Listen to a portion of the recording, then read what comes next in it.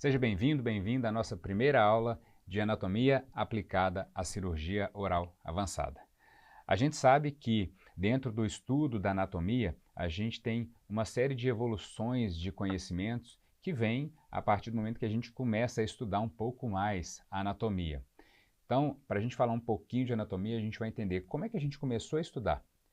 A anatomia teórica, ela começa no estudo dos livros e a gente está muito habituado a ver essas imagens onde a gente tem uma série de setas em uma imagem que é bidimensional, impressa num livro, e a gente vai ter ali uma referência. Onde está, por exemplo, a glabela? Então eu vejo aqui a glabela bem aqui no centro. Onde está o corpo da mandíbula? Onde está o osso vômer, que forma o septo nasal? E assim a gente vai estudando a anatomia teórica. Diversos atlas de anatomia, eles chegam até a gente quando a gente está na faculdade para a gente entender um pouco mais dessa correlação. Só que ainda é um pouco difícil a gente ter toda essa noção com base num papel. E aí o que a gente faz? A gente vai para a aula prática. A aula prática, ela traz para a gente uma oportunidade da gente ver aquela peça anatômica formolizada, que está embebida em formol, uma peça às vezes mais antiga, em que a gente consegue ter toda a noção tridimensional, vendo as estruturas importantes. Então aqui eu estou vendo uma vista medial sagital do côndilo da mandíbula. Eu vejo aqui, ó, vou marcar aqui de vermelhinho, bem pequenininho aqui, ó, o disco articular, olha que legal. Eu vejo aqui o seio esfenoidal, o seio frontal, o seio maxilar. Eu vejo aqui, ó, palato duro, aqui já o palato mole. Consigo ver concha nasal, consigo ver a linha miloioidea, consigo ver numa vista superior a fossa anterior, média e posterior do crânio, aqui já na base do crânio. Então a gente começa a ver um pouco mais essas peças. Numa vista lateral, de novo, olha lá, o côndilo agora no aspecto lateral. Vejo aqui, também no aspecto lateral, a mesma estrutura, disco articular. Vejo músculo temporal, vejo uma parte do osso zigomático, vejo uma série de estruturas musculares já, a parótida nesse caso foi removida, e aqui eu vejo parte da parótida também. Vejo o côndilo no seu aspecto frontal coronal, aqui de novo disco articular, músculo pterigóideo medial que está passando aqui. Então eu tenho diversas estruturas, aí a gente começa a entender um pouco mais. Olha só, agora eu já entendi aquilo que eu vi no livro, ali naquele osso, na glabela. Agora eu vejo, aqui que é a estrutura, aqui que sai o nervo, olha o nervo saindo do forame mentual. Então a gente vai entendendo um pouco mais essa dinâmica. Só que ainda assim é diferente porque o paciente ele tem sangramento, ele tem uma língua que mexe, ele tem músculo que está atuando. E aí a gente chega numa próxima fase onde a gente vai estudar um pouco mais dessa anatomia de uma forma ainda mais dinâmica. Então olha só, ainda na peça formolizada, a gente está vendo aí, ó, como que ela perde a consistência, né? Mas a gente consegue ver côndilo, disco. Agora numa vista frontal, eu vejo essas estruturas todas. Olha como é legal a gente ver certinho a cortical e a medular. Mas está vendo? A peça está amolecida. É diferente da gente entender esse contexto num mecanismo, numa estrutura semiviva. Olha só esse vídeo. Surgery Play.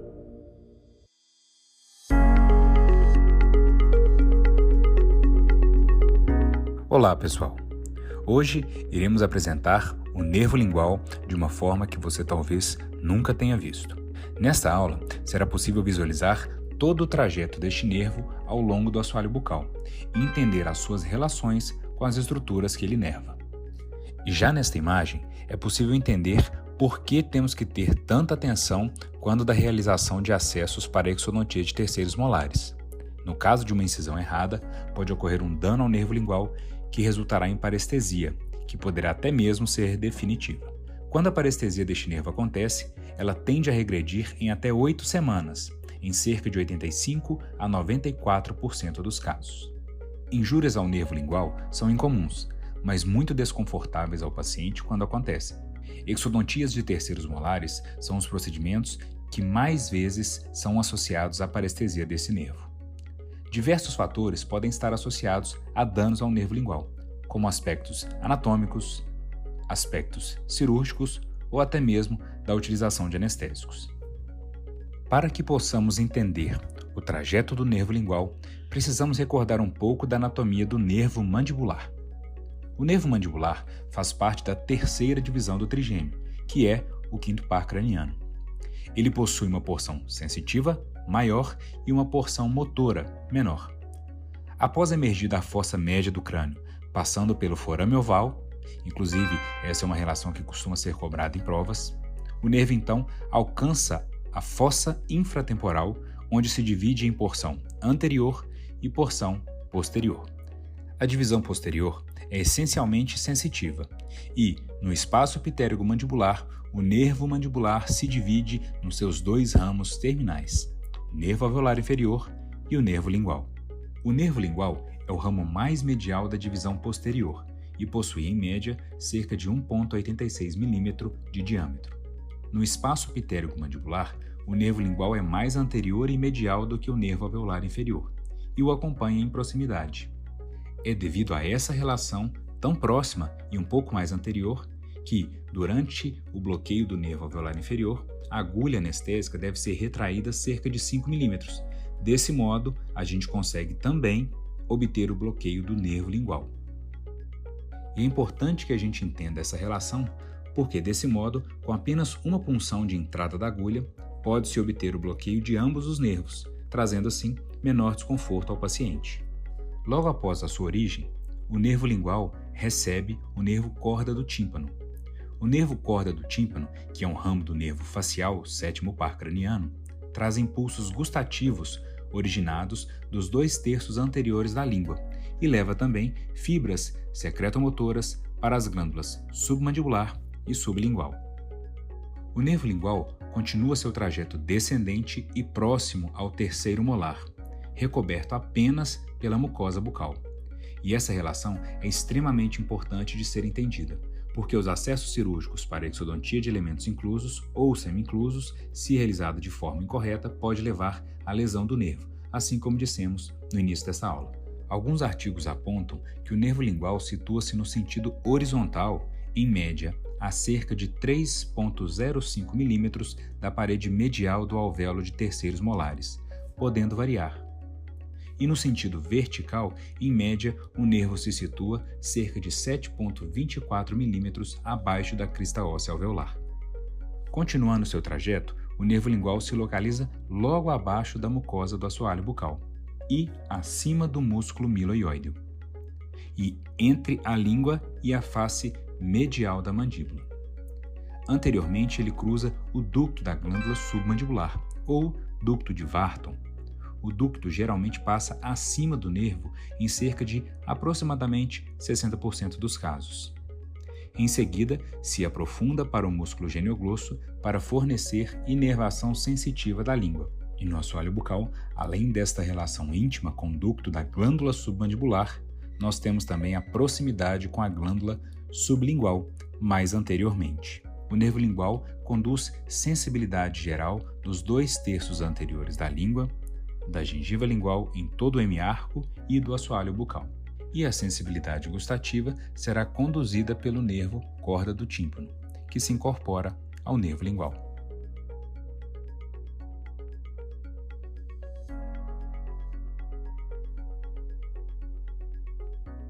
Então, pessoal, essa foi a aula sobre o nervo lingual, seu trajeto e as relações deste nervo com as estruturas que ele inerva. Nos vemos nas próximas aulas. Até mais!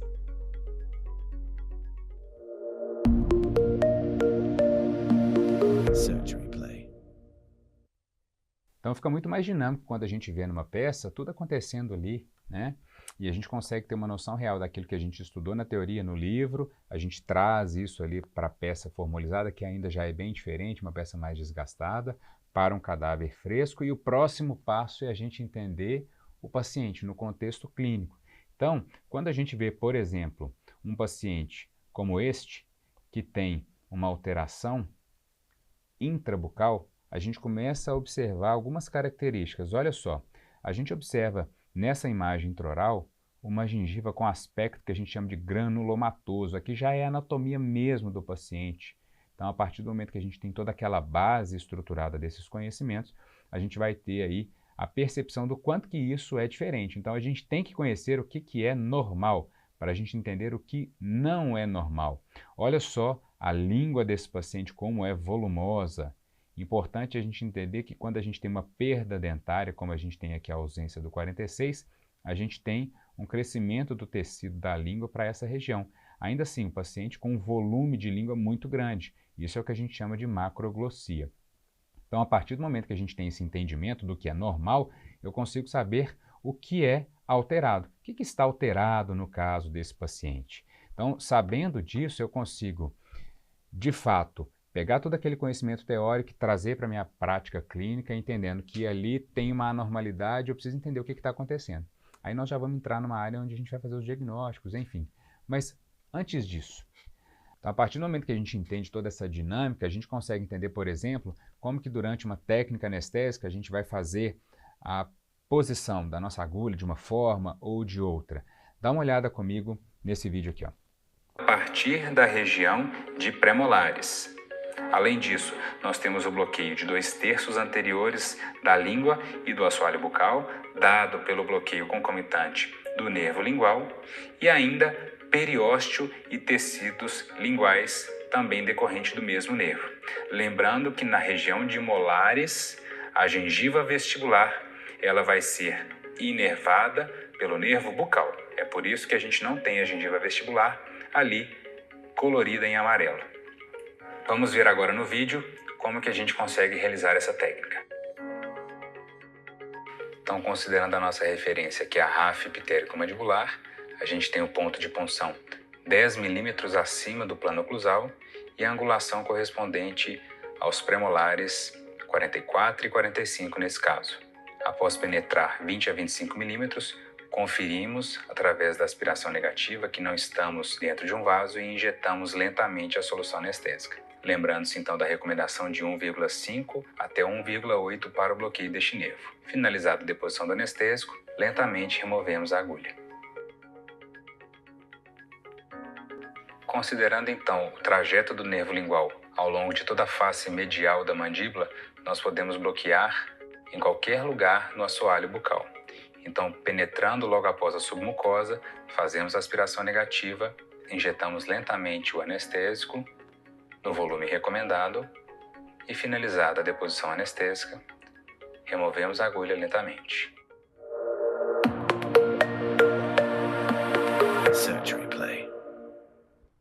Viu como é que fica mais fácil agora que a gente já viu lá na peça cadavérica, onde que passa o nervo, aquelas estruturas todas do assoalho bucal, e entender por que a gente faz a deposição do anestésico nessa posição do nervo lingual? Então você consegue trazer esse conhecimento todo para a prática clínica.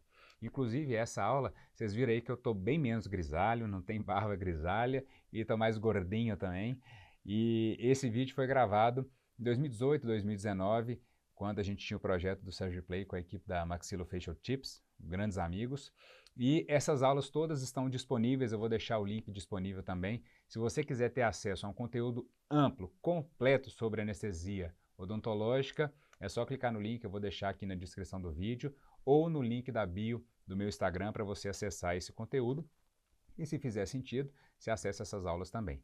Então, a partir do momento que a gente tem todo esse entendimento, eu começo agora, eu vou extrapolar um pouquinho o raciocínio, já que a gente falou de nervo, de entender por que a gente anestesia, né? Você anestesia para tirar um processo de dor do seu paciente, aquele paciente que vai passar por um procedimento que vai ter um trauma, isso vai induzir uma resposta dolorosa.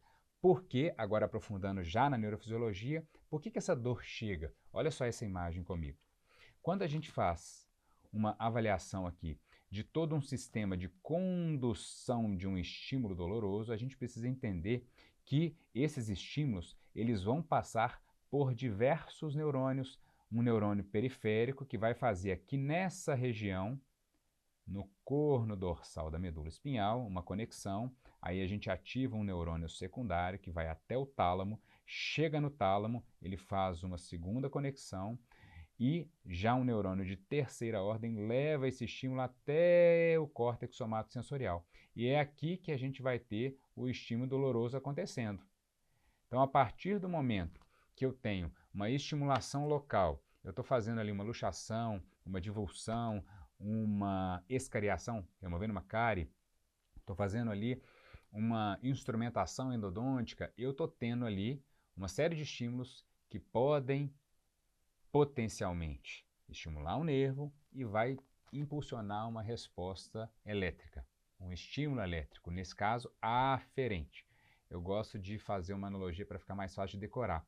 Aferente é o estímulo que vai acima, que vai acender. E ele vai acender uma resposta ali no cérebro, fala, opa, tem uma dor aqui. E aí vai ter um efeito, que é um estímulo eferente. Então a gente sempre vai ter o nosso corpo transitando aí entre respostas de ação e reação. Vou te dar um exemplo.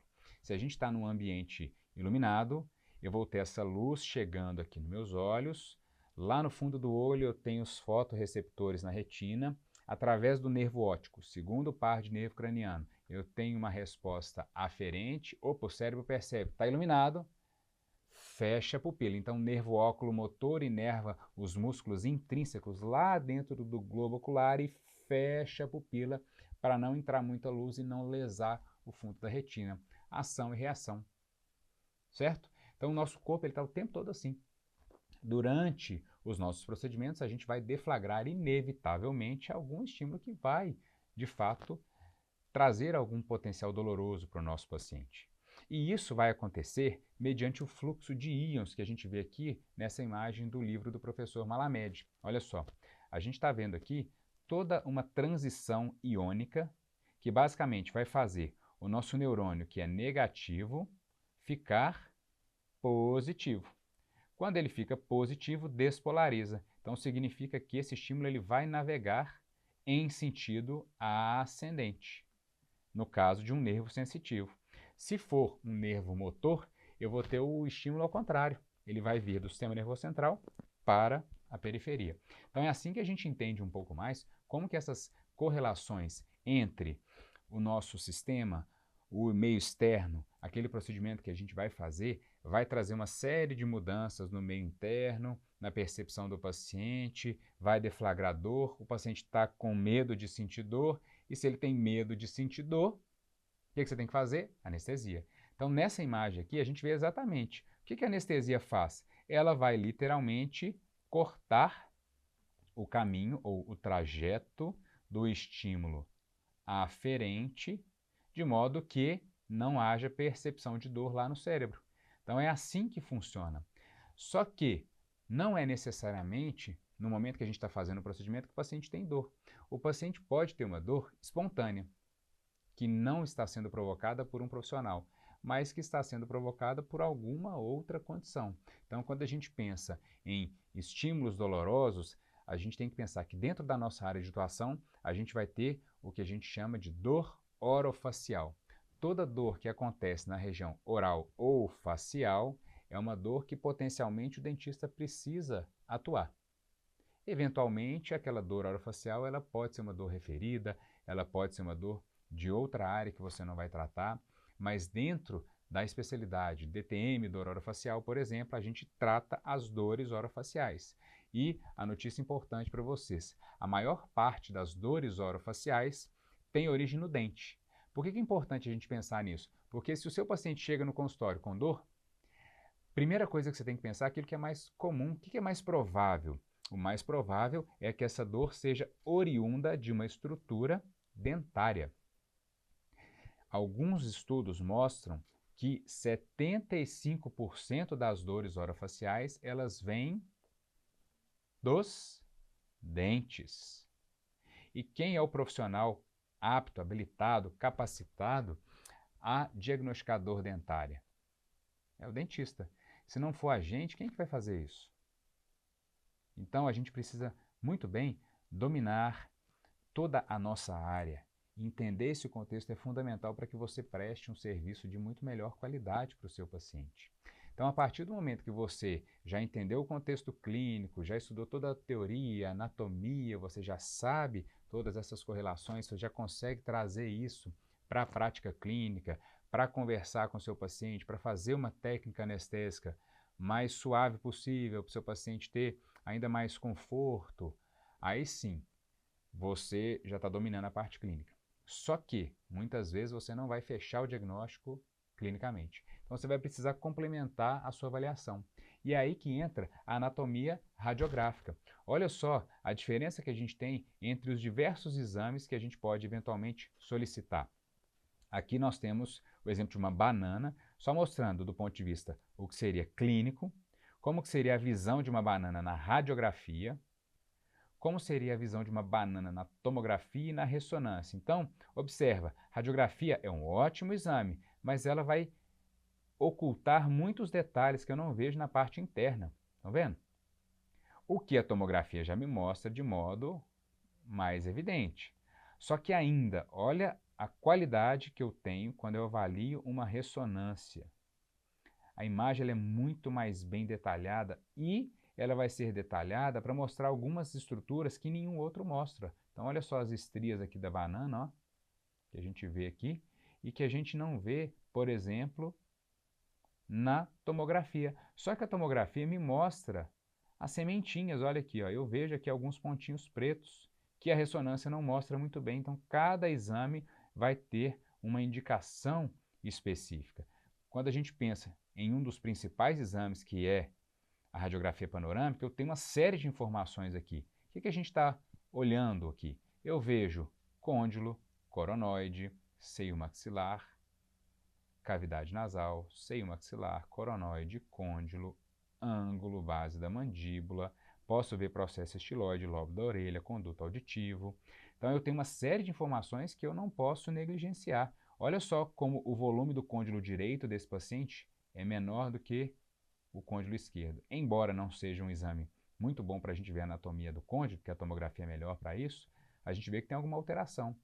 Mas eu vejo aqui, ó, um terceiro molar recém-extraído, vejo algumas ausências dentárias, vejo as consequências da perda óssea, onde eu tenho aqui, ó, uma diminuição da altura da mandíbula, eu tenho uma disponibilidade óssea diminuída. Em áreas onde eu perco o dente, eu tenho pneumatização do seio maxilar. Então, tudo isso está à disposição.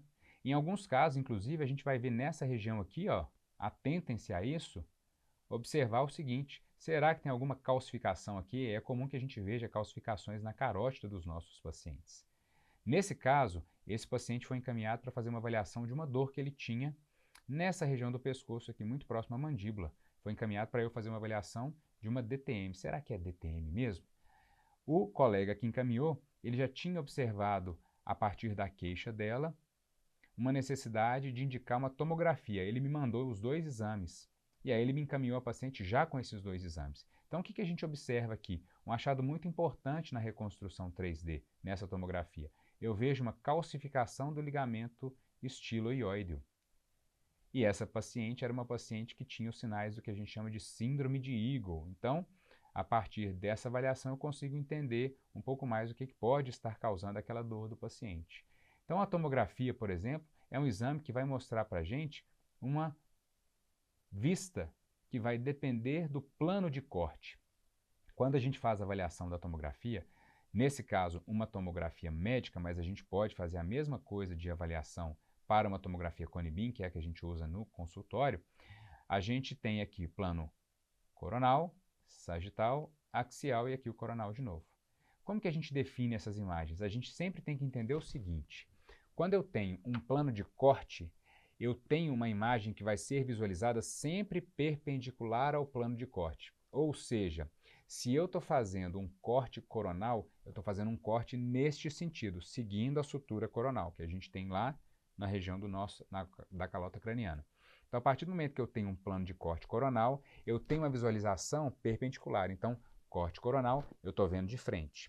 Se eu tenho um corte sagital, sutura sagital também na calota, eu vou ter uma visualização de lado.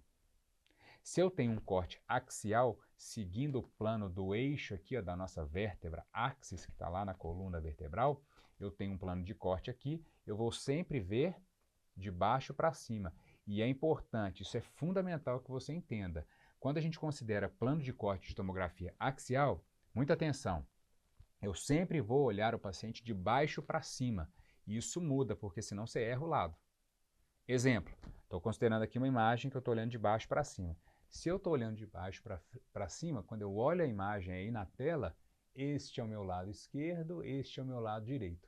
Se eu faço um plano de corte assim, e você está vendo ela girada, olha no slide aqui comigo para vocês entenderem.